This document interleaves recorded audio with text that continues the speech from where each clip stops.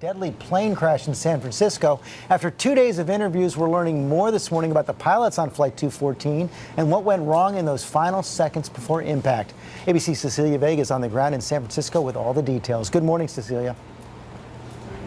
George, good morning to you. Boy, the scene that investigators are now describing about what happened out here is downright horrific. They say once these pilots realized they were traveling at dangerously low speeds and tried to correct it, it was too late. This new video from investigators shows just how massive the destruction was. Scattered debris, a charred door, nothing left but the burned shell of a plane. But this morning, much of the investigation into what exactly happened on Asiana's Flight 214 seems to be centered on the pilots and their lack of experience in their roles. The pilot flying was new to the jumbo jet. He had never landed a Boeing 777 in San Francisco. The NTSB now says it was also the first time the pilot teaching him had made a trip as an instructor. And this was the first time that he and the flying pilot that he was instructing had flown together.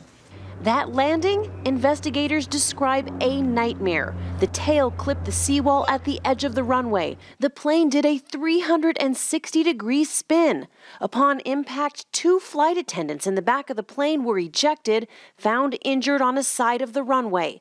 Passengers like this California martial arts group returning from a visit to South Korea feared the worst. Like the captain was saying, oh no, we gotta get out of here. And then boom, the back end just lifted up. And now new questions about whether the plane's auto throttle, used like a cruise control to maintain a certain speed, was even on. Is there too much dependency on automation? Are we making pilots now that are way too concerned about systems and computers rather than the basic aviation skills? The one person not answering questions Tuesday, Asiana's CEO. When he arrived at San Francisco's airport, he left through a side door after seeing all the cameras.